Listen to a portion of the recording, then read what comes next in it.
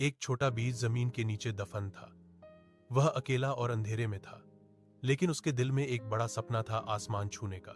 उसने हिम्मत की और अपनी छोटी सी जड़ें नीचे की ओर फैलाईं, मिट्टी से पोषण लिया। फिर उसने अपनी पूरी ताकत लगाई और ऊपर की ओर बढ़ने लगा। यह सफर मुश्किल था, लेकिन बीज ने हार नहीं मानी। उसने कठोर मिट्टी को चीरा और आखिरकार उसने सूरज की रोशनी देखी। वह अब एक नन्हा पौधा था। हर दिन वह सूरज की तरफ बढ़ता रहा, बारिश के पानी से नहाता और हवा के साथ झूमता। समय बीतता गया और वह नन्हा पौधा एक मजबूत और विशाल वृक्ष बन गया। पक्षी उसकी डालियों पर घोंसले बनाते थे और मुसाफिर उसकी ठंडी छाया में आराम करते थे। बीज का सपना पूरा हो चुका था। उसने सीखा कि सबसे छोटे दिल में भी सबसे बड़े सपने को पूरा करने की ताकत होती है। बस प्रयास और धैर्य चाहिए। एक बार की बात है, एक गांव में एक दादी रहती थी। उसके पास एक भैंस थी जो बहुत सुंदर और तगड़ी थी। दादी रोज उसकी बड़ी सेवा करती थी। उसे घास खिलाती, नहलाती और प्यार से सहलाती थी। एक दिन दादी को दूध पीने की इच्छा हुई। उन्होंने भैंस से कहा, भैंस रानी, जरा थोड़ा दूध दे दो। पर भैंस ने जिद पकड़ ली और बोली, आज मैं दूध नहीं दूंगी। दादी को बहुत गुस्सा आया। वो भैंस के पीछे जाकर उसे मारने लगी। अरे दे ना भैंस रानी, जरा सा दूध।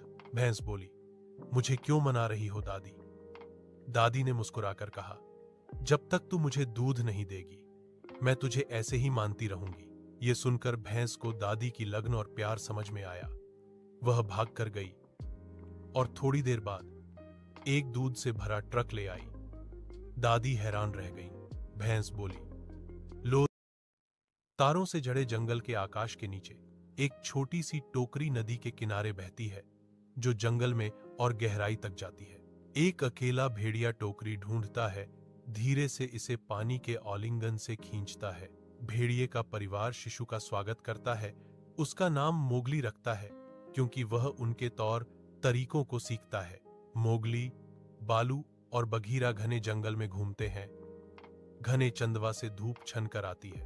बालू मोगली को सलाह देता है, जंगल की संपदा से केवल आवश्यक चीजें लेने पर जोर देता है।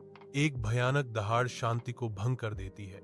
जैसे ही शेर खान की उपस्थिति मंडराती है, हमें एक योजना की आवश्यकता है, बालू घोषणा करता है। रात के आवरण में जंगल में हलचल होती है, क्योंकि हाथी पेड़ गिराते हैं। उनकी हरकतें धरती की अपनी धड़कन की तरह होती हैं। बंदर अंधेरे चंदवा के माध्यम से